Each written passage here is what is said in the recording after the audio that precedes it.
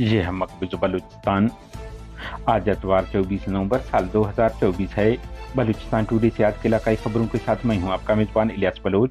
आवारान बदनामी जमानत सीटीटी ने जेर हिरासत नौजवान बशीर अहमद को कत्ल करके नाश फेंक दी। आईएसपीआर ने नौजवान को मारने की जिम्मेदारी कबूल कर ली है। नोश की फौजकशी दौरान 8 अफराद जबकि ग्वादर से 2 नौजवान जिबरी लापता हो गए।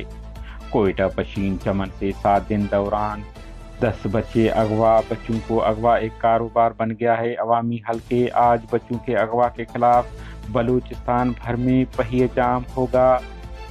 बलूचिस्तान में फौज कशी की खुलकर मुखालिफत करते हैं नवाब असलम रईसानी का बयान।